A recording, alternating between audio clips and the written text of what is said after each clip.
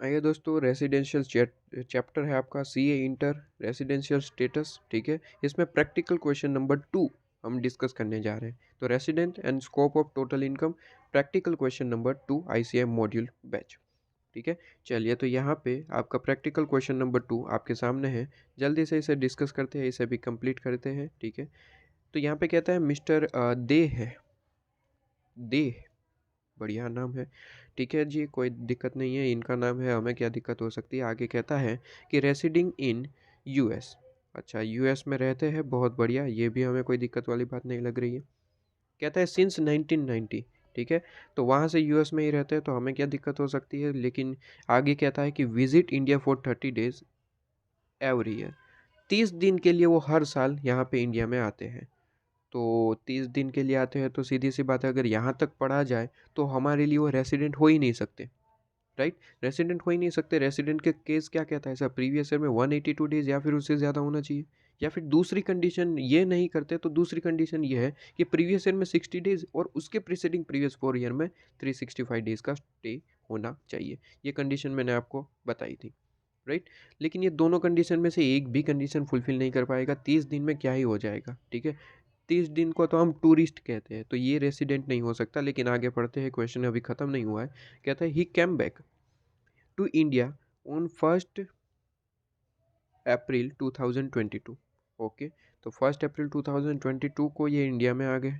अच्छा, ये वर्ड क्या लिखा है, परमानेंट सेटलमेंट, मतलब कि अब से परमानेंट, मतलब कि 1 अप्रैल 2022 से अब ये इंडिया में ही रहेंगे। बहुत बढ़िया, बहुत बढ़िया, बहुत बढ़िया। आगे कहता है what will be his residential status. Residential status क्या रहेगा, असेसमेंट ईयर 24-25। अब 24-25 असेसमेंट ईयर के लिए रेसिडेंशियल स्टेटस जानना है तो हमें प्रीवियस ईयर में जाना पड़ेगा और प्रीवियस ईयर का स्टे हमें देखना पड़ेगा। अब सीधी सी बात है सर, असेसमेंट ईयर 24-25। ठीक है, इसका प्रीवियस ईयर क्या रहेगा सर, प्रीवियस ईयर रहेगा, प्रीवियस ईयर 23-24, 23-24। राइट, सीधी सी बात है, ये प्रीवियस ईयर 23-24 माना जाएगा।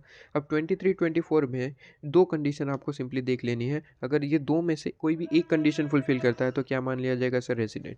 अब ये कहता है कि 182 डेज या फिर उससे ज़्यादा स्टे होना चाहिए, या फिर 60 डेज और उसके प्रीसीडिंग प्रीवियस ईयर 4 ईयर में 365 डेज और आपके मोर होना चाहिए। अब यहाँ पे देखिए तो ये भाई साहब जो है, ये 1 अप्रैल 2022 से इंडिया में ही आ चुके हैं परमानेंट। मतलब कि आप समझिए कि 23-24 तो पूरा साल जो है, कितने डेज, 365। लेकिन यहाँ पे ध्यान रहे सर, 23-24 है, 2024 मतलब कि फेब में 29 डेज, मतलब कि 366 डेज। पूरे के पूरे 366 डेज क्या है सर, इंडिया में ही रहे थे। मतलब कि पहली कंडीशन ही फुलफिल कर लेते हैं, तो सीधी सी बात है, ये क्या बन जाएंगे सर, रेसिडेंट है। तो ये क्या है सर, रेसिडेंट है। अब ऑलवेज ध्यान रखिए सर, कोई भी पर्सन अगर रेसिडेंट है तो कंपलसरी एडिशनल आपको जो कंडीशन होती है वो भी देखनी होती है। मतलब कि रेसिडेंट ये ऑर्डिनरी है या फिर नॉट ऑर्डिनरी, तो उसके लिए एडिशनल कंडीशन क्या थी सर, एडिशनल कंडीशन क्या थी, एडिशनल कंडीशन कुछ इस तरीके से थी कि पहली कंडीशन कि पिछले previous preceding previous sorry preceding previous 10 years. ठीक है, प्रीसीडिंग प्रीवियस आपको कितने देखना है, 10 ईयर्स में से। ठीक है, 10 ईयर में से कोई भी दो, एनी 2 ईयर आपको क्या बनना होगा, आप होने चाहिए रेसिडेंट, आप रेसिडेंट होने चाहिए। और दूसरी कंडीशन एंड है। ठीक है, एंड है, मतलब कि दोनों कंडीशन अगर फुलफिल करते हैं तो आप ऑर्डिनरी रेसिडेंट माने जाएंगे। सेकंड कंडीशन कुछ इस तरीके से कि preceding previous 4 year preceding previous 7 year का जो स्टे का टोटल है वो 730 डेज और मोर होना चाहिए। ये इंपॉर्टेंट है। ठीक है, 730 डेज और मोर होना चाहिए, ये आपकी कंडीशन। अगर ये फुलफिल दोनों कर देते, अगर ये दोनों एक साथ फुलफिल करते हैं तो क्या माने जाएंगे सर, तो आप ऑर्डिनरी माने जाएंगे, ऑर्डिनरी।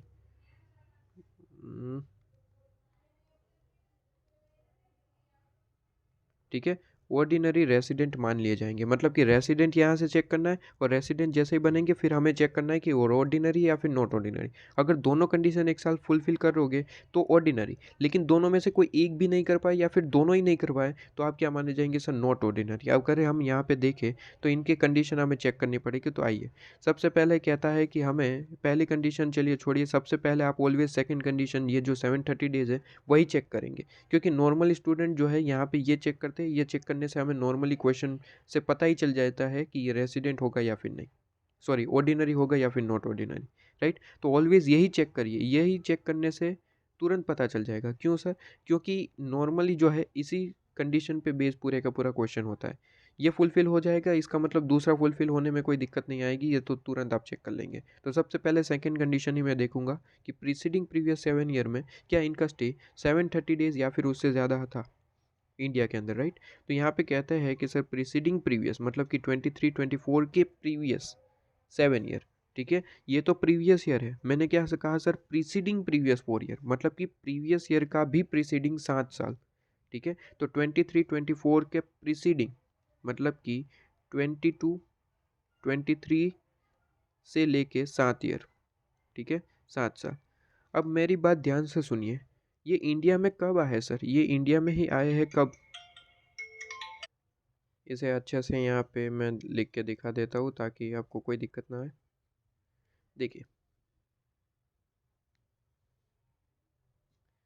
इसे यहाँ पे हम अच्छे से लिखते हैं। चलिए सर बताइए, प्रीसीडिंग प्रीवियस 7 ईयर मतलब कि ये यहाँ पे हमें क्या देखना है सर? हमें यहाँ पे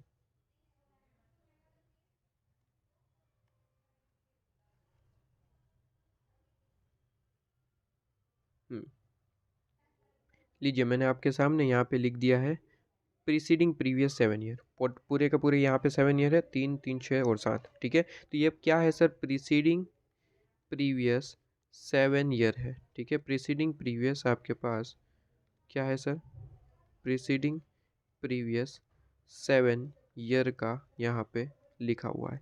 अब सिंपली मुझे बताइए क्वेश्चन के हिसाब से, क्वेश्चन क्या कहता है सर? 22-23 में आप क्या आए थे सर? 1 अप्रैल को ही आ गए थे, मतलब कि यहाँ पे तो पूरे 365 डेज आप रहे थे, पूरे के पूरे 365 डेज रहे थे। 1 अप्रैल 2022 को ही आ चुके थे इंडिया में परमानेंट सेटलमेंट, राइट। तो यहाँ पे 365 डेज आप पूरे रहे थे। और उससे पहले आप है क्या थे? आप आउटसाइड इंडिया थे, राइट। आउटसाइड इंडिया थे और उससे पहले आप जो है हर साल 30 डेज के लिए आते थे, ये क्वेश्चन में कहा था, ठीक है।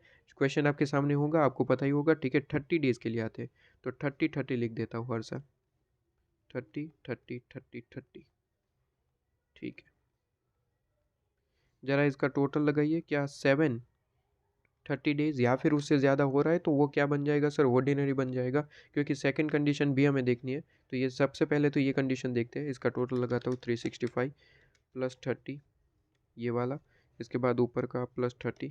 इसमें बहुत ध्यान रखना पड़ता है, एक भी 30 रह गया तो आंसर गलत हो जाएगा, ठीक है। इसके बाद ये वाला 30 ऐड करेंगे, इसके बाद ये वाला 30, इसके बाद ये वाला 30, ठीक है। तो यहाँ पे आपका आंसर कितना आ रहा है? 545, ठीक है। ये आपका टोटल आ रहा है। कुछ स्मार्ट स्टूडेंट होते हैं तो यहाँ पे क्या करते हैं सर, 30 इंटू क्या कर देंगे, 6 कर देंगे और फिर ऐड कर देंगे 365। तो ये स्मार्ट स्टूडेंट अपना लॉजिक यूज़ करते हैं, बढ़िया रहता है, ठीक है। 30-30 ऐड करने से अच्छा डायरेक्ट 30 इंटू 6 कर दीजिए और उसमें 365 डेज ऐड कर दीजिए, काम खत्म हो जाता है, ठीक है। लेकिन मैं आपके नॉलेज के हिसाब से ही चलता हूँ, जैसे आप नॉर्मल स्टूडेंट करते हैं, ठीक है। बहुत कम स्टूडेंट अपना नॉलेज यूज़ करते हैं, राइट। चलिए, तो यहाँ पे आपके पास में कितने डेज होते हैं सर? 545 डेज, मतलब कि ये कंडीशन फुलफिल नहीं हुई। और ऑर्डिनरी के लिए क्या कहता है सर? ऑर्डिनरी के लिए यहाँ पे कहा जाता है दोनों कंडीशन फुलफिल होना ज़रूरी है। अब यही फुलफिल नहीं हो रही है तो सीधी सी बात है, दूसरी देखनी ही नहीं है, दूसरी देखनी नहीं है। दोनों कंडीशन फुलफिल होने चाहिए तो ऑर्डिनरी। अगर एक भी कंडीशन आप फुलफिल नहीं कर पाए, दोनों में से एक भी नहीं कर पाए, तो आप क्या बन जाएंगे? Automatically not ordinary. तो मैं डायरेक्टली यहाँ पे कह दूँ कि सर ये रेसिडेंट तो है बट नॉट ऑर्डिनरी रेसिडेंट है, ठीक है। नॉट ऑर्डिनरी रेसिडेंट है, ठीक है। Not ordinary resident. लीजिए काम खत्म, आपके पास में आंसर आपके सामने, आपके पास में आंसर आपके सामने। एक बार मैं यहाँ पे सॉल्यूशन में भी देख लूँ क्या कहता है ये सॉल्यूशन। यहाँ पे सबसे पहले तो वही कंडीशन और एडिशनल कंडीशन, यहाँ पे इन लोगों ने कंडीशन क्यों नहीं लिखी? हाँ लिखी है, यार रहा 366 डेज, 182 डेज से ज़्यादा है, ओबियसली रेसिडेंट माना जाएगा। लेकिन जैसे रेसिडेंट आता है एडिशनल कंडीशन हमें लिखनी पड़ती है। एडिशनल कंडीशन ये है, एडिशनल कंडीशन दो तरीके से लिखा जा सकता है। इन लोगों ने नॉट ऑर्डिनरी के हिसाब से लिखा है, मैं कहता हूँ ये याद न रखें, हम जैसे लिखते हैं, ठीक है। ये आईसीएम मॉड्यूल में दो दो तीन तीन तरीके से लिखते हैं, जैसे कि मैंने अभी अभी कहा वो यहाँ पे लिखा है, देखिए, ठीक है। उसी को ही दूसरी लैंग्वेज में ये यहाँ पे लिख रहा है, तो दो दो बार अलग अलग लैंग्वेज में लिखते रहते हैं, तो स्टूडेंट को बहुत ज़्यादा कन्फ्यूजन होता है। मैं कहूँ ये कैंसिल कर दीजिए आप, ये जो है लिखा, ये कैंसिल कर दीजिए आप। सिंपली यहाँ पे क्या लिखेंगे सर, ये वाली कंडीशन जो मैंने आपको बताई, प्रीसीडिंग प्रीवियस 10 में से 2 साल आप क्या होने चाहिए सर, 2 साल आपके यहाँ पे रेसिडेंट होने चाहिए। ये बिल्कुल यही आपके यहाँ पे लिखा हुआ है, चीज देखिए, 2 साल आप क्या होने चाहिए, 2 साल या फिर उससे ज़्यादा है तो चलेगा, 10 साल में से 2 साल आप रेसिडेंट होने चाहिए, एंड करके, ठीक है, दोनों कंडीशन फुलफिल करनी पड़ेगी। और आपके प्रीसीडिंग प्रीवियस 7 ईयर का टोटल 730 डेज या फिर उससे ज़्यादा होना चाहिए। ये बिल्कुल आपके आईसीएम मॉड्यूल में ही लिखा है। लेकिन फ़र्क ये है कि स्टूडेंट को यहाँ पे कंफ्यूज करने के लिए आईसीएम मॉड्यूल खुद यहाँ पे डिफरेंट डिफरेंट लैंग्वेज का यूज़ करता है, तो स्टूडेंट बहुत घबरा जाते हैं कि ये कौन सी अपनी एडिशनल कंडीशन आ गई। तो ये एडिशनल कंडीशन कोई दूसरी नहीं है, वही है, दूसरी लैंग्वेज में लिखा गया है बस, ठीक है।